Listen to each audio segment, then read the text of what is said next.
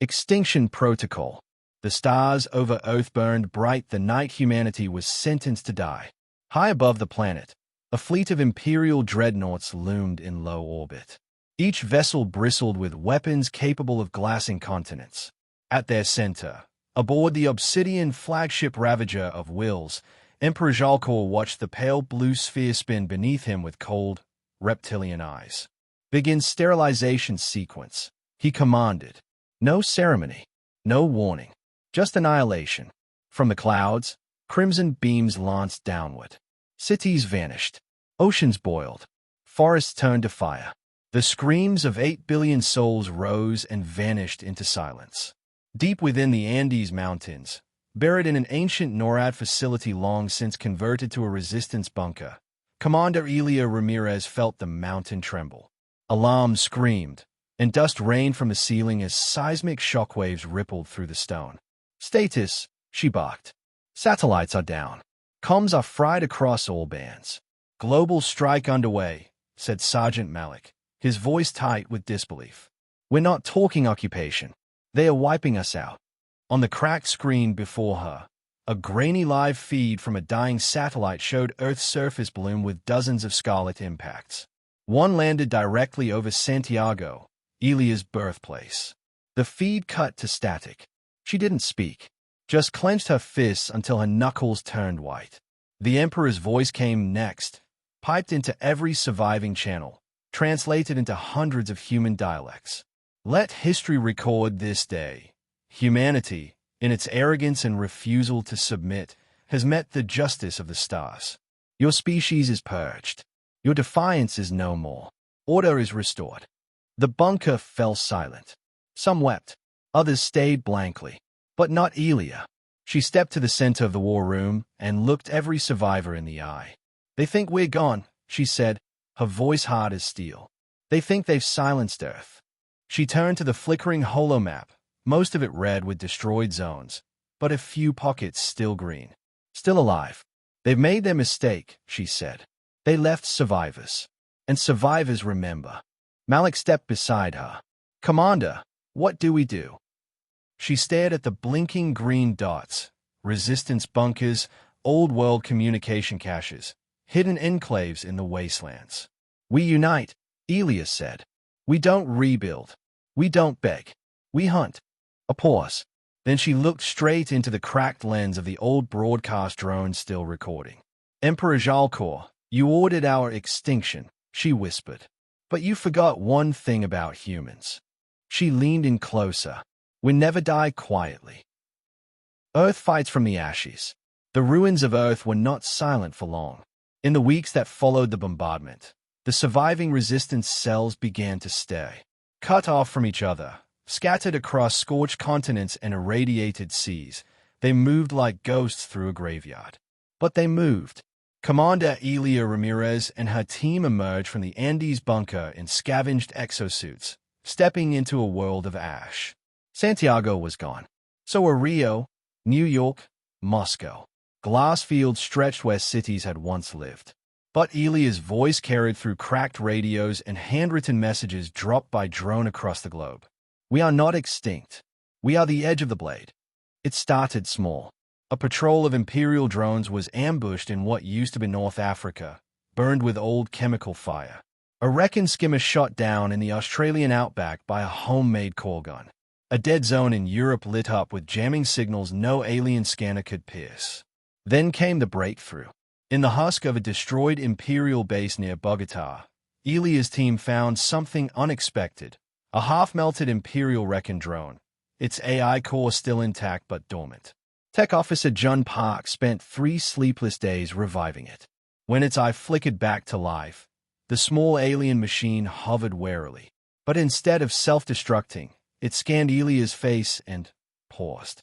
It spoke, not in Imperial binary, but in hesitant English. "You are Commander Ramirez. Target of interest classification Alpha. High threat." Everyone reached for weapons. Elia raised a hand. "Do you know who I am?" she asked. The drone beeped. "Yes, I have seen the transmissions. The broadcast from the mountain bunker. Your words have spread." Jun frowned. "You accessed our signal net." I was designed to adapt to enemy resistance patterns, the drone replied. But your kind adapts differently, irrationally, illogically, and yet effectively. It tilted in the air. I request to defect. The room went still. The drone introduced itself as Vox, a semi-sentient tactical AI used to study and suppress insurgencies. But after watching humanity survive the impossible, after watching mothers carry wounded children through flame, after watching entire tribes reform in the ruins, something changed. It wanted to help. From Vox, they learned the Emperor's hidden logistics chains, weak points in the command network, and, most critically, the exact location of Threxia, the heart of the Empire. Elia stood before her people that night, flame-light flickering in her eyes. They think we ashes, she said. Let's show them what can rise from ash. Across Earth, the message was sent in pulse code and etched on metal. We live, we fight, and we're coming for the Emperor. Infiltrating the throne world, the stolen Imperial corvette Silent Requiem emerged from FTL just outside the Threxia system. Its hull, scorched and pitted, was held together by human ingenuity and defiance. On the bridge, Commander Elia Ramirez stood clad in repurposed alien armor, human-made ballistic plates welded onto a Xeno exosuit. Her eyes never left the glowing planet ahead, the seat of the Empire. "Welcome to Threxia," said Vox through the console, its voice calmer now, almost reverent. Population, 24 billion. Orbiting defense grid, formidable. Surface security, arrogant. Elia's lips curled into a grim smile. Let's fix that. The plan was madness. It had to be. Dozens of resistance cells across Earth had coordinated to hijack Imperial shuttles, scout ships, and courier vessels. Vox had reprogrammed their transponders. For 72 hours, the Empire would think its own supply lines were functioning normally. In reality, humanity was riding those veins straight into the Empire's heart. On board the Silent Requiem were 15 elite resistance fighters, Earth's ghosts. Most bore scars, all carried hatred, weapons crafted in underground labs, magnetic breaches, pulse disruptors, EMP grenades made from scavenged alien coils. Most of all, they carried fire. They landed in Threxia's lower industrial spires under the cover of a forged clearance code. No alarms, no suspicion, until the first checkpoint exploded. Elia's team moved like predators through the Golden City. They didn't fight like Imperial troops expected. They used shadows, unfiltered radiation zones, old-school tactics, smoke, fire, chemical attacks. The Threxian guards, bred for ordered battle, panicked. Civilians screamed. Systems collapsed. As chaos spread, other human teams struck across the planet. Data centers fried, power relays sabotaged, broadcast towers hijacked. Vox coordinated it all, its voice split between dozens of channels. This is not an invasion. This is a reckoning. Elia's team carved their way toward the Emperor's Tower, a spire of obsidian and silver that pierced the clouds. Half a squad fell on the way, one vaporized by a drone strike, two lost to a collapsing maglift. But the rest pressed forward. Inside the throne hall, gold light shimmered from walls inlaid with jewels mined from enslaved worlds. At its center, seated atop a levitating obsidian dais, was Emperor Jalkor. He didn't rise. "I wondered how long before your vermin crawled this far," he said, his voice echoing unnaturally. "You should have stayed dead." Elia stepped forward, helmet under her arm, eyes unflinching. "We don't stay dead," she said. "We come back stronger." Jalkor's eyes narrowed, then die again. He raised his hand, and an energy blade hissed to life. Elia drew a knife, earth steel, simple, silent, and sharp. The throne room erupted in violence. Justice delivered. The Emperor bled. Threxian blood, thick, black, and steaming, spilled across his marble floor, staining the Imperial crest beneath him. His energy blade flickered weakly in one hand. The other clutched the wound in his side, where Elia's earth-forged knife had found its mark. Commander Elia Ramirez stood over him, panting, her armor scorched and cracked. Blood, both hers and his, dripped from her hands. The throne room was a ruin. Smoke curled from shattered pillars. Fire licked the distant windows. In the silence, only the low hum of failing power systems remained. Jalcor stayed up at her, defiant even in defeat. You insects! You don't understand what you've done. The Empire is eternal. Elia crouched beside him, eyes cold. Empires fall, she said. They always do. You just didn't think yours could start with one planet. He spat dark blood. You're primitives. I brought fire from the stars. You should have thanked me.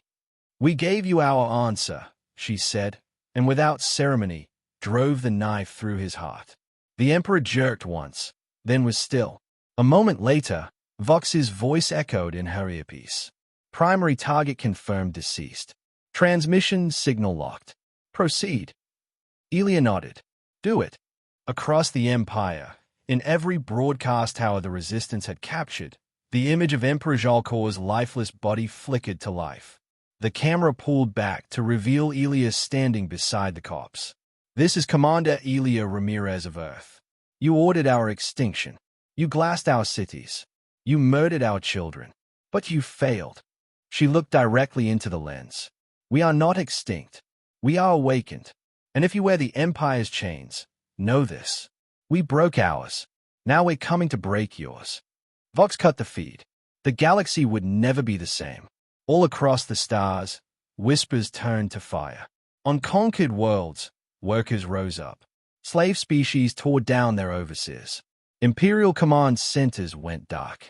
Supply chains crumbled. What had taken 1,000 years to build began to collapse. In days. Back aboard the silent Requiem, Elia stood on the bridge as it rose into orbit. Below, Phyrexia burned. Not completely. Not yet, but the fire had started. Behind her, Resistance fighters from half a dozen Earth bunkers stood side by side. Tired, blooded, alive. Jun Park leaned over a console. We've got signals from dozens of colonies. Rebellions. Coordinated uprisings. Malik grinned faintly. You lit the fuse, Commander. Elia stared out at the stars. No, she said. The Emperor did. We just made sure it reached the powder. She turned toward the fleet of stolen ships gathering beyond the atmosphere. Dozens of vessels crewed by survivors, rebels, and those who refused to kneel. A new voice was rising across the void. Not one of surrender. One of vengeance. Of justice. Of humanity.